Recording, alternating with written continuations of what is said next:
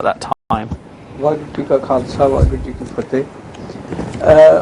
reason I feel... Just hold it up for me a bit there. That's it. That. The reason I feel that Master Tara Singh wasn't able to take it forward was that the population, the Sikh population, wasn't educated enough, and we didn't have, Master Tara Singh didn't have the power and the willingness or understanding of the situation, because it was a very complicated situation at that time.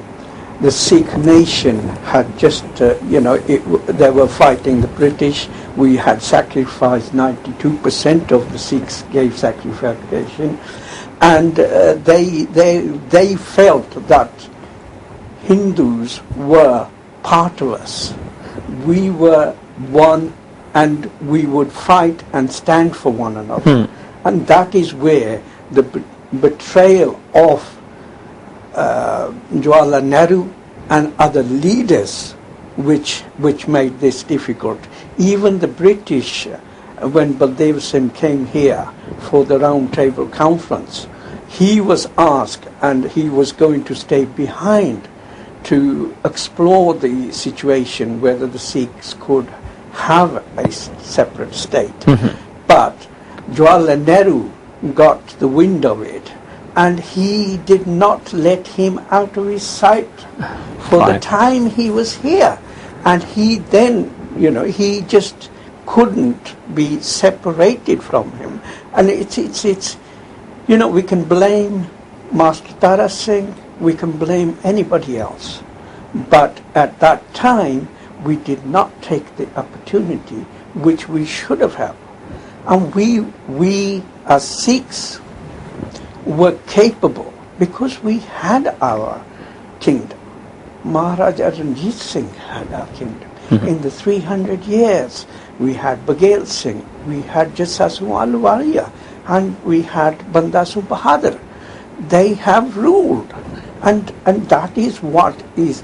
And there is no nation in the whole world who in 300 years, and if we want to take it to Guru Nanak's time, 500 no nation has had kingdom. Yeah. Even the Bible was written. So what you're saying, it is actually within us. We could have done it, but maybe at that time, Ranjit Singh, maybe at that time, maybe we were mentally a little bit weak, or maybe we felt that if we stand alone, we won't be able to cope. What betrayal was by Jawaharlal Nehru, ji, Sohota Saab's mentioned? What were those promises and betrayals? What were they? They were substantial betrayals. It was made expressly clear to the Sikhs. This is not just, by the way, Nehru speaking off the cuff. Right. The Congress actually passed resolutions. For example, a specific resolution saying that no constitution for independent India would be adopted without the express consent of the Sikhs. That's a single example, which was quietly forgotten.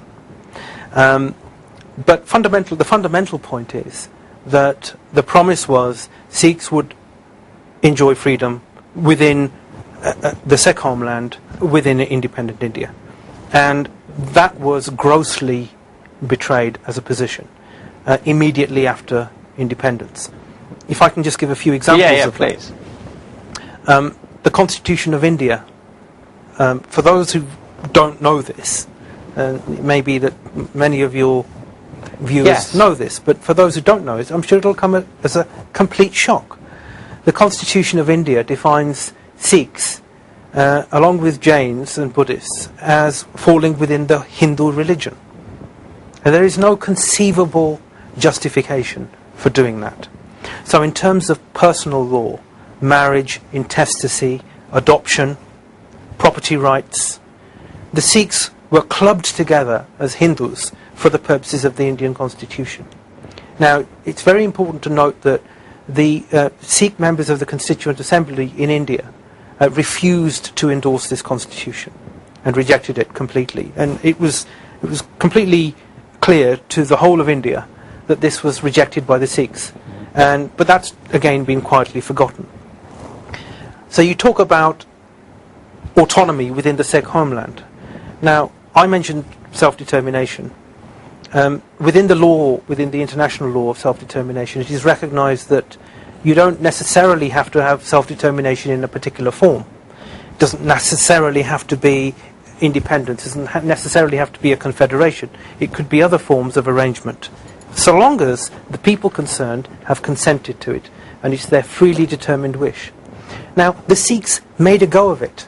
Let us not forget that we made a go of it with India. From 1947, the Sikhs played their part in the military, in the economy. Punjab was the breadbasket of India, and still is, by the way.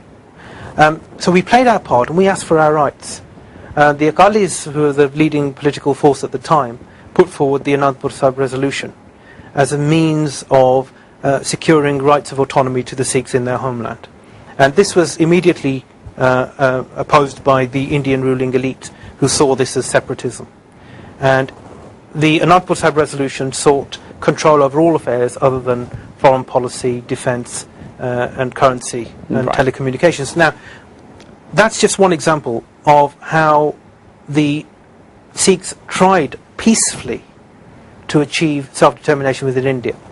When that was rejected by India, the Sikhs peacefully, again I must emphasise peacefully, campaigned and organised agitations for these rights. Right.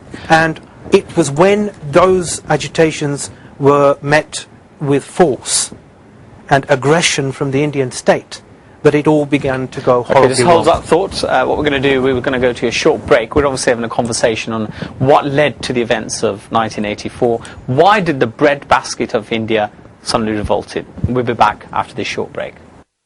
Okay, welcome after the break. We are talking about 1984. Why does it need to be remembered? What led to the situation of 1984? I'm going to go over to a student of Sikhism, Manveer Sahib. Here's the mic. It's all yours. You're a student of Sikhism at Birmingham University. Ranjit Singh, before the break, talked about the betrayal, and Sahota Sahib mentioned by the Hindus. We peacefully, the Sikhs peacefully try to live side by side with their neighbours. What caused this uproar? What led to the events of 1984? Well, according to the research I've been doing on the topic, it seems quite apparent that the Sikhs, as been mentioned already by the guests, that they felt let down. They weren't getting their rights. And as any human being or any nation, your demand for your rights, which is their birthright as well. And also, if you look at the demands of the early Akalis or the Sikh politicians or the Sikhs as a whole, they weren't just general demands. I think it was more of a Punjabi also movement. It wasn't just the Sikh movement. It was a Punjabis as a whole. The Punjab was a movement asking for their own water supply, that their river water wasn't being diverted to other states, so they could actually have because the Punjab, the situation was that the waters of Punjab were being diverted to other states, and Punjab was losing out. In terms of electricity, Punjab was losing out. So simple things, I think, in terms of economic